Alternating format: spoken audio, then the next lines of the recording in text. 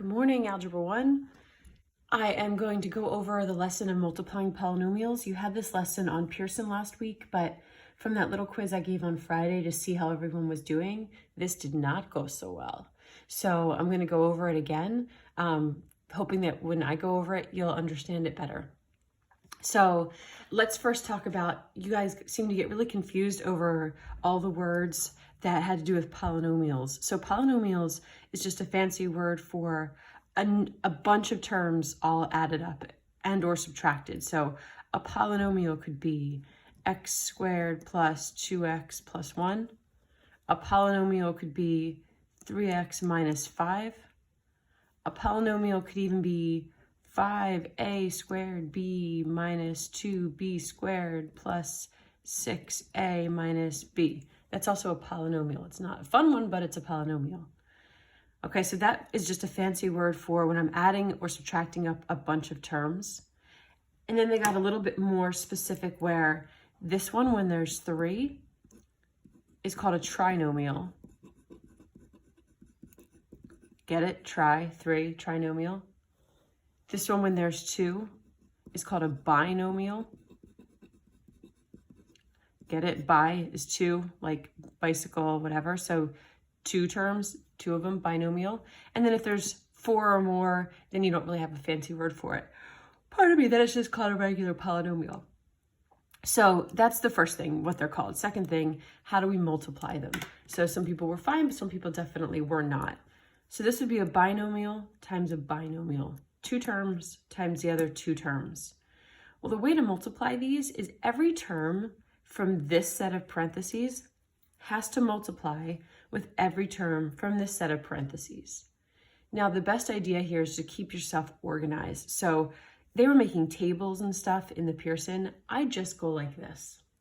I take the first term from this set of parentheses, and I'm going to multiply it by that term and by that term. So first, what do you get when you do x times x? You get x squared. What do you get when you do x times 4? You get a positive 4x. So now I've done the first term here times this one and this one. Now I move on to the second term here, and I multiply it also by this one and this one. So 2 times x is a positive 2x, and 2 times 4 is a positive 8. So I have one more step, I have to simplify that, but that's it in terms of multiplying. The first term from this set of parentheses multiplies by both of these, and the second term from this set multiplies by both of these. And I get a string of terms all written out. The last step is, can I add up any like terms? Well, I do have these two. So my final answer is x squared plus 6x plus 8. That's multiplying out these 2 binomials to make a, wait for it, polynomial. Right, that's the whole deal. I'm multiplying these 2 together, I'm getting a bigger one. So number 2, it just has more to it, but it's the same exact thing. So it seemed like people weren't sure how to even multiply these terms very well. So 2x times 3x and 2x times 6. So 2x times 3x, I multiply the numbers in front of the x's to get 6, and the x becomes x squared. So when I multiply, the power does change, whereas when I add, the power does not. Like if you look up here, when I did 4x plus 2x, that was just 6x. And that's why we did the adding and subtracting yesterday. So you can see that when I add or subtract, the power doesn't change, but when I multiply, it does. So now 2x times 6, 12x. Now come back to the 1. 1 times 3x is a positive 3x. 1 times 6 is a positive 6. Add up your like terms. So if you do this in the order that I just did it in, your like terms will be right next to each other in the middle. So I'm going to have 6x squared plus 15x plus 6. This is called standard form because the x squared term comes first, then the term with the x, then the term without an x. Plus it's, if we graph this, it is a parabola. It's now in standard form. Okay, awesome. Number 3, The only thing I did differently here is I put negatives in, just so you could see what happens with negatives, because the sign matters.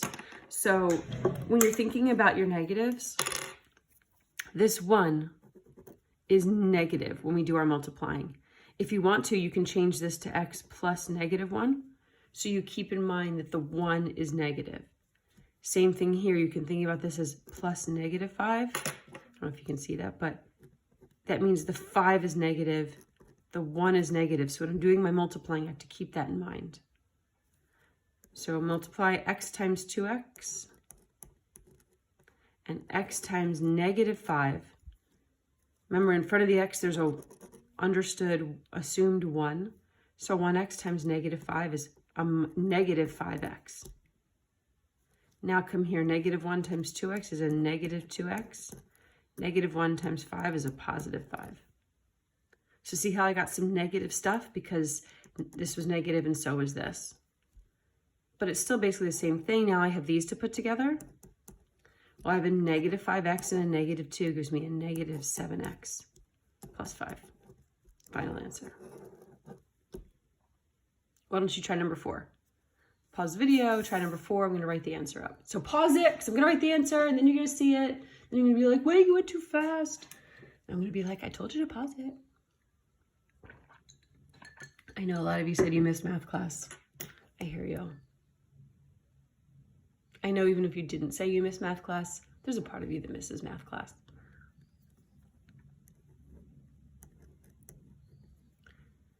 Okay, I'm going over it now. So pause it if you're not done. All right, I changed the variables to a just to get you accustomed to an a.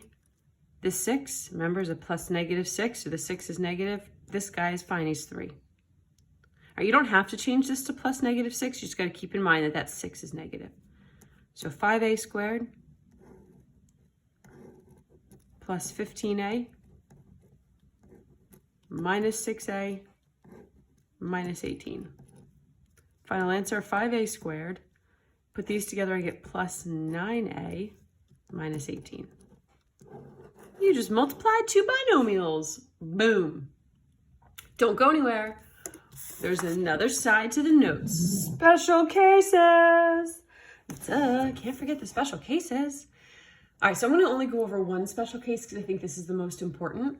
It's called the difference of 2 squares. And the only reason why it's special is, oh my goodness, I can't stop yawning today. You'll have to excuse me. Is because it's kind of cool and different.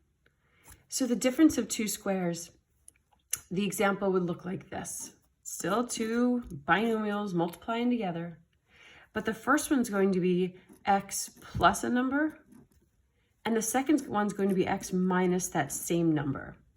This is called a difference of 2 squares. You have to know the name of it so that when we say it, you're not like, what are they talking about? So the difference of 2 squares, look at the words, the difference. Difference means minus. So, oh my gosh, sorry. So that's because one of them is a plus, one of them is a minus. And then the 2 squares things, you'll see. All right, hold on, pause. Let me do it, and then you'll see why it's called that. Okay, let's multiply it like normal. Ready? X times x is x squared. X times -5 is minus 5x.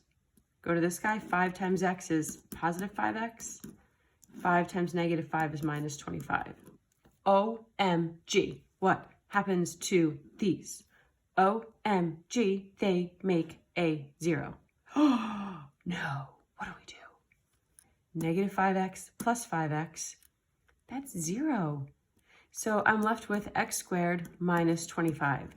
That is my answer. I don't got no x term. It goes away. That's what I'm trying to tell you. It's special. So it doesn't look like these look. It doesn't look like the other side where it was trinomial, trinomial, trinomial for my answers. It looks like a binomial because the middle terms ended up canceling. Here's why it's called a difference of 2 squares. My final answer is always going to be the front term squared, the back term squared with a minus in the middle, every single time. So let me just show you another example and then I'll go back up to why it's called that. What if we had the same thing, but maybe I made it 3x minus 2, 3x plus 2. it's got that same setup. First two terms are the same, back two terms are the same, one's a minus, one's a plus. Okay, blah, blah, blah, going about my daily business. I'm doing the problem. 3x times 3x, 9x squared. 3x times 2, 6x. Negative 2 times 3x. Negative 2 times 2, minus 4. Oh my God, it happens again. I told you it would. Cancel.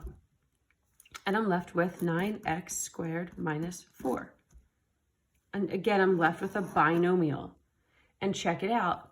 3x, square it. So I get a 9 and an x squared. 2, square it, I get a 4. Subtracted, or split up by a minus in the middle. They're special. You almost don't even have to do the work if you understand that every time you see a setup like this, it's going to result in an answer like this. Every time you see a setup like this, it's going to result in an answer like this. You don't even have to do the work. You can just show the answer. So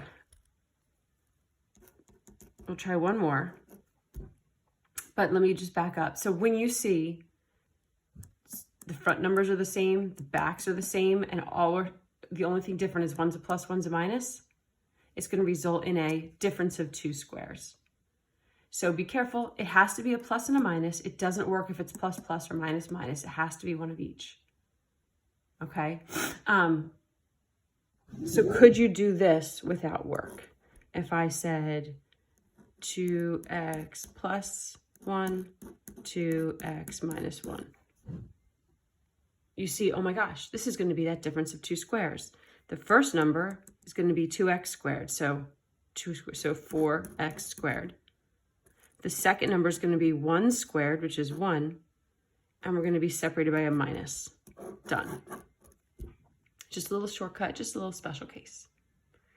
Now again, why is it called the difference of 2 squares? That was dumb that I started to talk about this. It's called a difference of 2 squares because my answer is a difference, a subtraction problem, of 2 things that are squared. So x squared is a perfect square. 25 squared is a perfect square. The square root of x squared is x. The square root of 25 is 5. So that's where that all came from. So these are called a difference of 2 squares. The square root of 4x squared is 2x. The square root of 1 is 1. But the big thing for you to remember is when you see this, same number, same, one's a plus, one's a minus, there's a shortcut to multiplying them.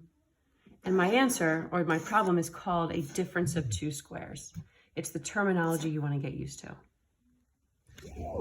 Okay, fun surprise for you.